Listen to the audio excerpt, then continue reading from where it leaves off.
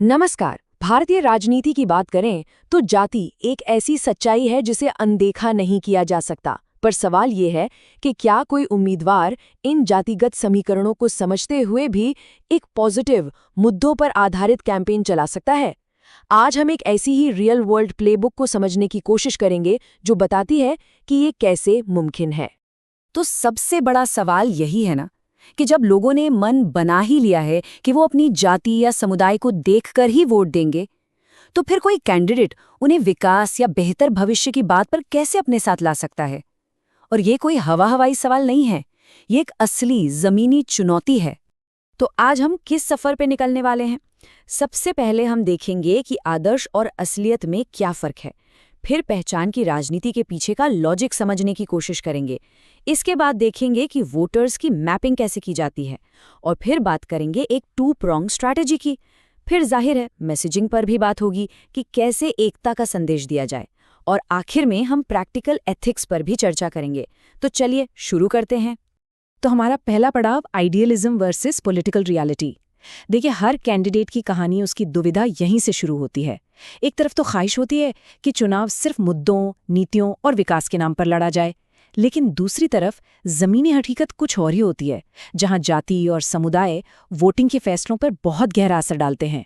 तो यहाँ पर चैलेंज एकदम साफ है। एक तरफ है आदर्श सोच जो कहती है कि अरे जाति को इग्नोर कर सकते हैं, लेकिन दूसरी तरफ है असलियत, जहां समाज के जटिल ताने बाने ही तय करते हैं कि वोट किधर जाएगा। और इस पॉलिटिकल प्लेबुक का पहला नियम यही है, आप इस सच्चाई से मुंह नहीं फेर सकते। ये कोई ऑप्शन ही नहीं है, इसे समझना होगा और इसके साथ काम करने का तरीका निकालना होगा। अब आते हैं दूसरे हिस्से पर, द लॉजिक ऑफ आइडेंटिटी।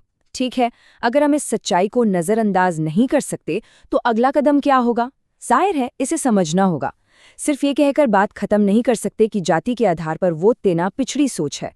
हमें ये समझने की ज़रूरत है, इसका विश्लेषण करना ज़रूरी है कि आखिर वोटर एक समुदाय के तौर पर वोट देने का फैसला क्यों करते हैं। और यहीं पे एक बहुत ज़रूरी बात सामने आती है। ये जो व्यवहार है ना, ये अतार्किक या इरैशनल नहीं है। कई समुदायों के लिए एक साथ मिलकर वोट करना एक तरह की डिफेंसिव स्ट्रैटेजी है, अपने अस्तित्व के लिए, एक दूसरे के सपोर्ट के लिए और अपनी बात मनवाने की ताकत यानी कलेक्टिव बार्गेनिंग पावर के लिए, खासकर उन जगहों पर जहां सरकारी सिस्टम उन तक नहीं पहुंच पाता। मतलब ये एक सोचा समझा पॉलिटिकल चॉइस है।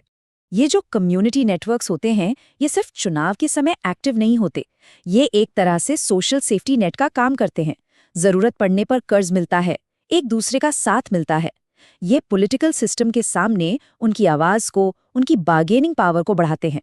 और हाँ, ये एक सिंबॉलिक और असल दोनों तरह का रिप्रेजेंटेशन भी पक्का करते हैं। ये इतनी गहरी सामाजिक जड़ें हैं कि कोई भी पॉलिटिकल स्ट्रैटेजी इन्हें इग्नोर करने का रिस्क नहीं ले सकती। चलिए अब आते हैं तीसरे हिस्से पर, मैपिंग द इलेक्टोरेट। तो ठीक है, हमने असलियत को समझ लिया। अब पहला प्रैक्टिकल स्टेप क्या होगा? सिर्फ अंदाजे या गट फीलिंग पर काम करने के बजाय ये प्लेबुक कहती है कि शुरुआत एक ठोस डेटा पर आधारित एनालिसिस से होनी चाहिए। ये एक तरह की 3 स्टेप प्रोसेस है। पहला स्टेप है कंपोजिशन, यानी ये पता लगाना कि इलाके में कौन कौन से बड़े जाति समूह हैं और उनकी आबादी का प्रतिशत कितना है।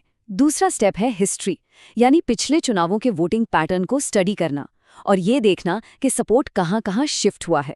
और तीसरा वल्नरेबिलिटीज को पहचानना, मतलब उन इलाकों को मार्क करना जो डेमोग्राफिकली अनफेवरेबल हो सकते हैं, ताकि रिसोर्सेज को सही तरीके से मैनेज किया जा सके।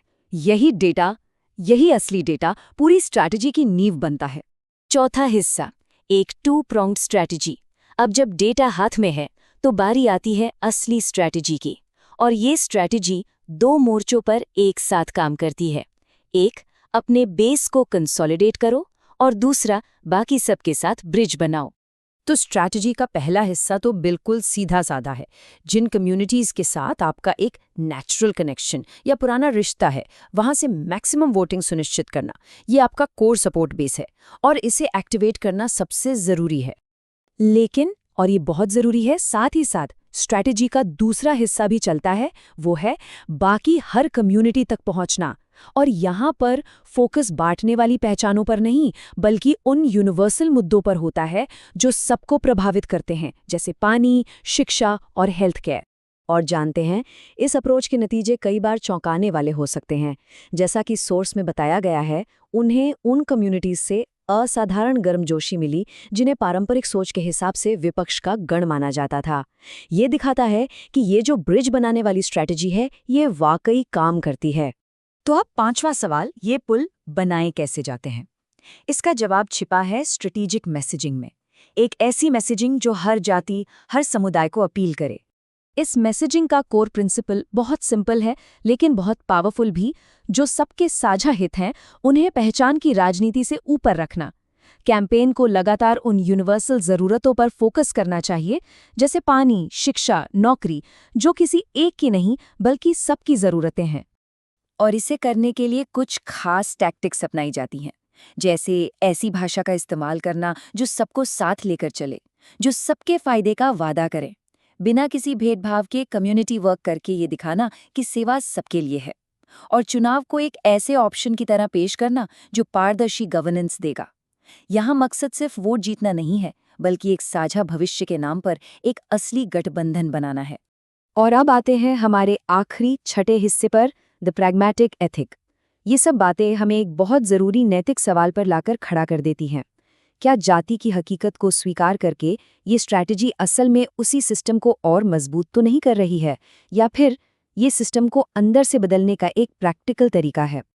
ये प्लेबुक यहाँ एक बहुत ज़रूरी फ़र्क बताती है। जाति की डायनामिक्स को प्रैक्टिकली नेविगेट करने का मतलब जातिवाद में हिस्सा लेना नहीं है, बिल्कुल नहीं। ये तो समाज के ताने बाने को समझने की कोशिश है, ताकि एक नई पॉलिटिकल कल्चर की शुरुआत की जा सके। एक ऐसी कल्चर जो पहचान के साथ साथ मुद्दों पर भी बराबर का जोर दे। और हाँ, हो सकता है कि शुरुआत में नतीजे बहुत बड़े न दिखें।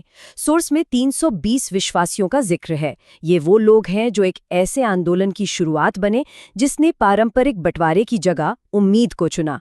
अब 320 की संख्या शायद कोई बहुत बड़ी जीत न लगे, लेकिन ये एक बहुत ज़रूरी, लंबे समय तक चलने वाले बदलाव की पहली चिंगारी हो सकती है। और इसी के साथ हम एक आखिरी, सोचने पर मजबूर कर देने वाले सवाल पर आके रुकते हैं। क्या किसी सिस्टम के नियमों को ही इस्तेमाल करके उस सिस्टम को बदला जा सकता है? ये सवाल सिर्फ राजनीति का नहीं है, ये इस बारे में है कि समाज में कहीं भी कोई प्रैक्टिकल और असरदार बदलाव कैसे लाया जाता है। इस पर ज़रूर सोचिएगा।